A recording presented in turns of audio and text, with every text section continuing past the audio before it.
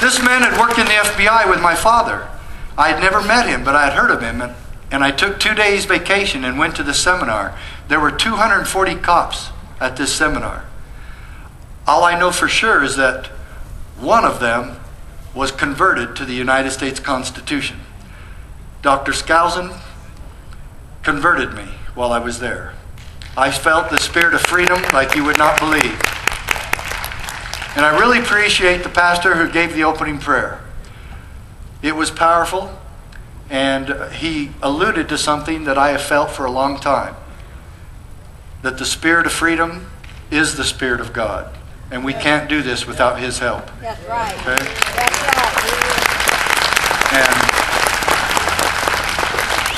And so at one point during this seminar, I made another commitment to myself.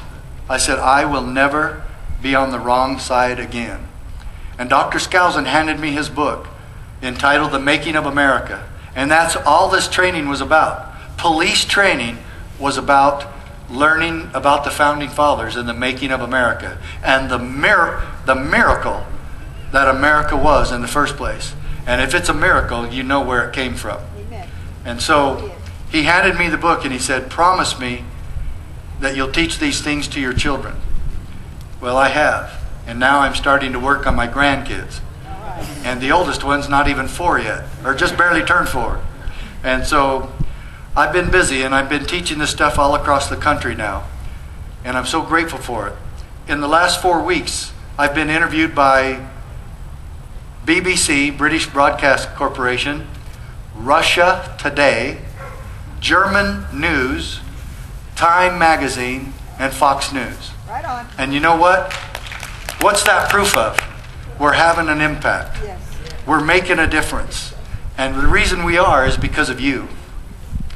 And you are the ones that are going to get this changed. I promise you that I'm going to continue fighting for this, and we're going to get sheriffs on board, and we're going to have a national meeting with about 100 sheriffs, some from every state in the union, except where they don't have sheriffs. They don't have sheriffs in Hawaii, Alaska, or Connecticut. Connecticut actually voted out sheriffs. The position of the sheriff is gone. And they're diminishing the role of the sheriff in the East. And that's something else that California isn't even doing. You know? So you know where Pennsylvania and Massachusetts and Rhode Island fit now. But they're trying to diminish the power of the sheriff. And this points out why the sheriff is the ultimate authority in the county. But let's review one reason why. He is the only elected law enforcement officer in your county and in this country.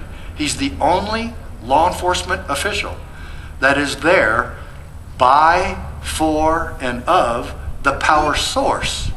We, the people. That's you. He works for you. He is your servant. He is there to protect you from the wolves. Does it matter to you if the wolves come from Washington, D.C.? It doesn't matter where the wolves come from.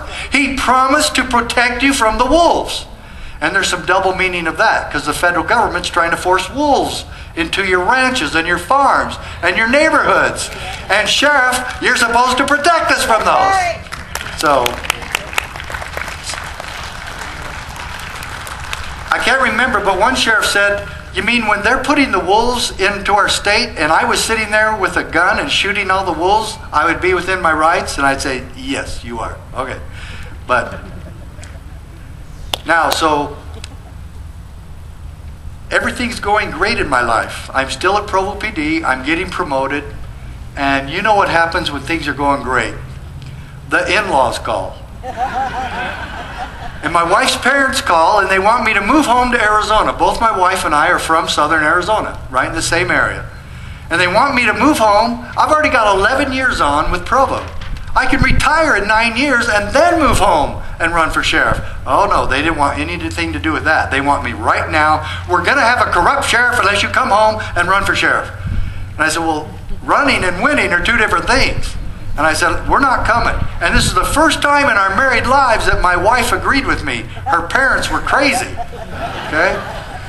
And so finally, they had other people calling and lobbying me to run. And I told my wife, I said, look, let's just list all the reasons why we can't do this and list all the reasons why, okay, the pros and cons. We wanted to be fair. But we only came up with 2 reasons why it would be a good idea. And 23 reasons why we could not do it. And we sent it down to him.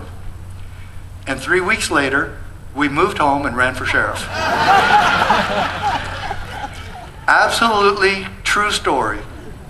And I ran, but you need to remember, this was a pretty miraculous deal. I'd never been a cop in Arizona. I'd never been in law enforcement in my hometown.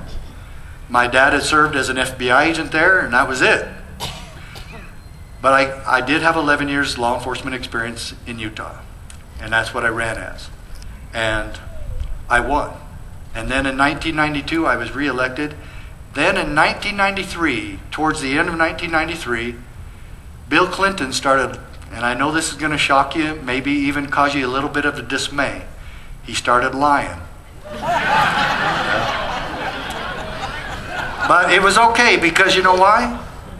It was for the children. It was for the children. So it was about the Brady Bill. And he was saying, one of the things I remember he said that just really, I'm just sitting, I remember watching that, I go, good grief, that guy is a liar. And he said that the Brady Bill would make our country so safe that cops wouldn't even need to carry guns anymore. Yeah. Yeah. So, but I wasn't going to sue over that. But then on January 21st, 1994, 3 federal agents show up to a Sheriff's Association meeting in Phoenix. We only have 15 counties in Arizona. We don't quite understand why Idaho and other places need so many counties. But anyway, 12 sheriffs are at this meeting, and 3 agents of the BATF hand us a document. I still have the document. And they said, sheriffs, these are your marching orders. This document details what you have to do to comply with the Brady Bill. And then they said, and there's no money for this. Sorry, you have to use your own money. You have to use your own budgets, your own resources, your own departments, your own people. Oh, and by the way, we probably need to tell you, this law has some sort of little attachment to it that says, if any of you fail to comply, you're subject to federal arrest.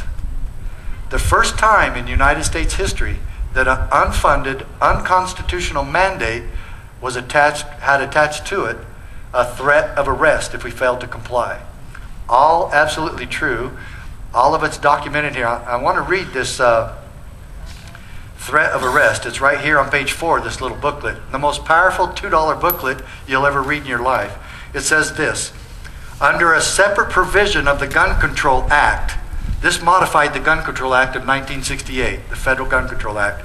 Any person who knowingly violates the section of the Gun Control Act amended by the Brady Bill shall be fined under this title. Doesn't say may. Shall be fined, imprisoned for no more than 1 year, or both. So you never heard so much cussing in your life. And all the sheriffs in Arizona were totally against this crap. And then we talked. He said, what are we going to do about this? How are we going to stop this? And they started calming down. And every one of them said what Kevin said earlier. You can't fight City Hall. You can't fight the law. And I said, look, you guys, we don't need to do any of this. The federal government cannot tell us what to do. Do you know who just came in here trying to give us orders? The BATF cannot order us to do anything. And let's get them back in here and give that document back to them and tell them to take it back to Washington and give it to Janet Reno and Bill Clinton and shove it up 1600 Pennsylvania Avenue. Okay? No, they didn't want to do that. So they thought that would be setting a bad example.